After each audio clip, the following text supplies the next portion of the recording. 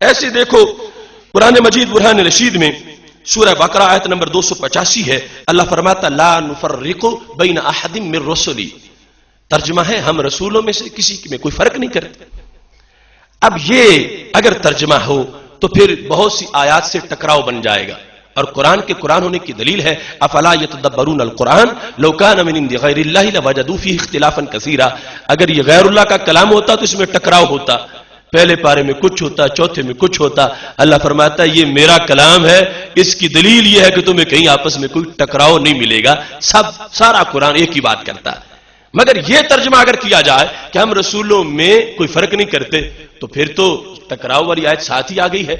اللہ تعالیٰ ارشاد فرماتا ہے، یہ جو سورہ بقرہ کی آیت نمبر 253 ہے، تلک الرسل فضلنا بعضهم علی بعض، ہم نے رسولوں میں سے بعض کو بعض پر فضیلت دی، تو پتہ چلا کچھ رسول باقی سے زیادہ فضیلت والے، فضیلت آئی تو فرق تو آ گیا۔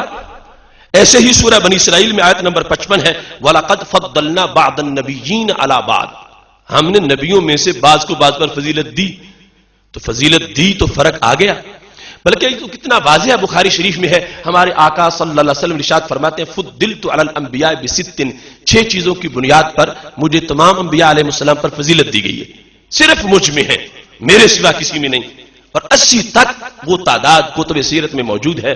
فختم بی النبیون، صرف میں ہی خاتم النبیین ہوں، میرے سوا کوئی ختم نبوت کے تاج والا نہیں ہے، میں ہی خاتم النبیین ہوں، تو فرق تو پایا گیا، آپ ہیں باقی کوئی نہیں، تو تفریق تو ہوئی۔ تو پھر یہ کہ رسولوں میں کوئی فرق نہیں، اس کا مطلب کیا بنے گا؟ اب یہ ہے باریکیاں جس کی بنیاد پر کنز الایمان کی انفرادیت ہے، اور جس کی بنیاد پر ہم دنیا کے چوک میں کھڑے ہو کر ڈنکے کی چوٹ پہ کہہ سکتے ہیں کہ ضمیر بر صغیر کو اور امت کے لیے فہم قرآن کی تحریک کے لحاظ سے جتنا بڑا کردار امام احمد رضا کا ہے، اتنا اور کسی کے حصے میں نہیں آیا۔ اب دیکھو ترجمے دیکھ لو اس آیا کریمہ کے جو مختلف لوگوں نے کیے ہیں۔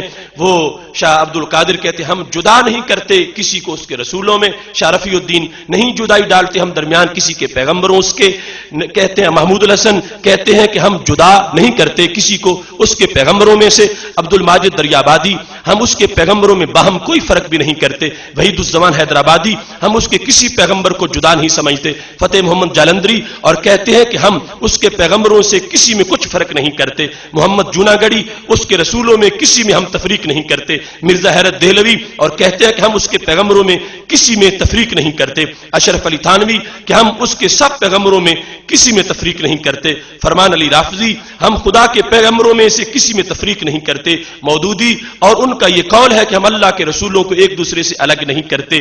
یہ سارے ترجمے ہیں کہ جن کی بنیاد پر آگے جو آیات قرآن ہیں ان کی روشنی اگر سامنے رکھی جائے تو ذہن میں سوال پیدا ہوتا ہے کہ اگر الگ نہیں کرتے، فرق نہیں کرتے، تفریق نہیں کرتے پیغمبروں میں، نبیوں میں، رسولوں میں، تو پھر ان آیات کا مطلب کیا ہوگا جن کو آگے بیان کیا گیا ہے۔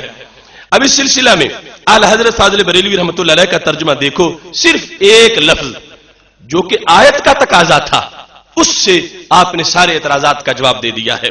اعلی حضرت فاضل بریلوی رحمۃ اللہ علیہ کا ترجمہ اس مقام پر یہ ہے لا نفرق بین احد من الرسل، توجہ کرنا، ہم اس کے کسی رسول پر ایمان لانے میں فرق نہیں کرتے، ہم اس کے کسی رسول پر ایمان لانے میں فرق نہیں کرتے۔ کیسے کہ ہم کہیں باقی سب کو تو مانتے ہیں، معاذ اللہ عیسیٰ علیہ السلام کو نہیں مانتے، باقی سب کو تو مانتے ہیں، معاذ اللہ موسیٰ علیہ السلام کو نہیں مانتے، پر ہم یہ فرق نہیں کرتے، ہم سب کو مانتے ہیں، ہم ایمان لانے سے کوئی فرق نہیں کرتے، اور جہاں باقی معاملہ ہے تو ہم کہتے ہیں سب سے اولا والا ہمارا نبی، سب سے بالا والا ہمارا نبی۔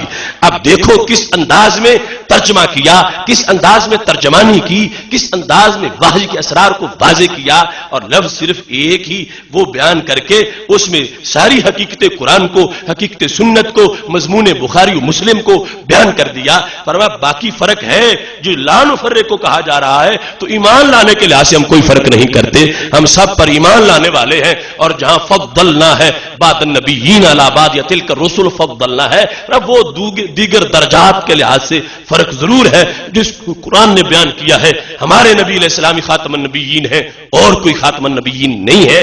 آپ ہی رحمت للعالمین صلی اللہ علیہ وسلم ہے اور کوئی رحمت للعالمین نہیں ہے. آپ ہی سید المرسلین صلی اللہ علیہ وسلم ہے. آپ کے ہاتھ میں حمد کا جھنڈا ہوگا. آپ ہی صاحب مقام محمود ہیں. آپ ہی اس دن سارے جلوس کی قیادت کریں گے جب جلوس اللہ کے دربار میں پہنچے گا. آپ ہی رب کے دربار میں تقریر کریں گے. آپ ہی جنت کی چابی سے جنت کو کھولنے والے ہیں. فضیلتیں فرق ہے جو نفی کی جا رہی ہے تو ایک خاص فرق کے لحاظ سے نفی کی جا رہی ہے کہ ہم ایمان لانے کے لحاظ سے رسولوں میں کوئی فرق نہیں میں ہے. سورہ بقرہ آیت نمبر 51 وَإِذْ وَعَدْنَا مُوسَى 40 لَيْلَةً ثُمَّ اتَّخَذْتُمُ الْعِجْلَ مِنْ بَعْدِهِ وَأَنْتُمْ ظَالِمُونَ. اللہ تعالیٰ نے بنی اسرائیل سے کہا کہ ہم نے وعدہ کیا موسیٰ علیہ السلام سے 40 راتوں کا, پھر تم نے پکڑ لیا بچڑا. ان کے بعد وہ طور پہ چلے گئے اور تم ظلم کرنے والے تھے. اب یہاں پر لفظ اتخذتم جو ہے یہ گفتگو کا محور ہے. لغوی معنی ہے پکڑنا. اب اس کا ترجمہ لوگ یہ کرتے رہے تم نے بچڑا پکڑ لیا, تم نے بچڑا پکڑ لیا. اب بچڑے کو پکڑنا کون سا کفر ہے؟ بچڑے کو رسی سے پکڑ کے کوئی کھینچے تو کیا شرک ہو جائے گا؟ عربی گرامر کا یہ تقاضا ہے کہ اتخذ یتخذو اس کے دو مفعول بھی ہوتے ہیں, ایک ذکر ہے اور دوسرا محذوف ہے. جب تک دوسرا سامنے نہیں لایا جائے گا ترجمہ نہیں ہو سکے گا. تم نے بچڑا پکڑ لیا موسیٰ علیہ السلام کے بعد تو تم ظالم ہو گئے. یہ ترجمے سارے ہیں ابھی میرے پاس موجود ہیں. تم نے بچڑا پکڑ لیا, بکرا تیار کر لیا, اس واسطے تم ظالم ہو, تم شرک کر بیٹھے. اعلی حضرت فاضل بریلوی رحمۃ اللہ علیہ کے ترجمے نے وہ حقیقت واضح کی جو ساری تیسری, چوتھی, پانچویں, چھٹی صدی کی تفسیروں میں موجود تھی. پکڑنا بچڑے کو کوئی جرم نہیں, اسے الہ پکڑنا جرم ہے. ثم اتخذتم العجل الہا, تو الہا جو ہے وہ محذوف ہے جس کو مانے بغیر کلام پورا نہیں ہو سکتا, اور یہ تقاضا ہے نص کا, اپنی جیب سے لگانے والی چیز نہیں ہے. تو اب صرف تم نے بچڑا پکڑ لیا, اس ان لوگوں کی جو قباحت تھی, جو جرم تھا, اس کا پتہ ہی نہیں چلتا.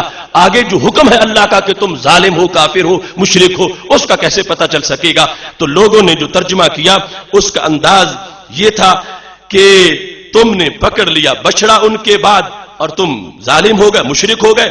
اعلی حضرت فاضل بریلوی رحمۃ اللہ علیہ کا ترجمہ دیکھو, فرمایا اور جب ہم نے موسیٰ علیہ السلام سے 40 رات کا وعدہ فرمایا پھر اس کے پیچھے تم نے بچڑے کی پوجا شروع کر دی. بچڑے کی پوجا شروع کر دی تو پتہ چلا کان سے پکڑنا بچڑے کو مراد نہیں, رسی سے پکڑنا مراد نہیں. اتخاذ کا معنی وہ ہوگا جو دوسرے مفعول بھی کو ساتھ ملا کے بنایا جائے گا. تو تم نے پکڑا بچڑے کو معبود, اور معبود پکڑنے کا مطلب کیا بنا؟ تم نے پوجا کر دی شروع بچڑے کی اور تم ظالم تھے. تو اب یہ ہے اعلی حضرت فاضل بریلوی رحمۃ اللہ علیہ کا ترجمہ کہ جو حکمت قرآن کے اظہار میں اور معنی قرآن کے اظہار میں لوگوں کو تفسیرات کے مطالعہ سے بھی بے نیاز کر سکتا ہے. اگر کوئی اس کو گہرائی سے پڑھے گا جو درجنوں تفاسیر کے اندر موجود تھا, اعلی حضرت رحمۃ اللہ علیہ نے ایک لفظ کے اندر اس کو ترجمے کے اندر پوری طرح سمو دیا ہے اور بیان فرما دیا ہے.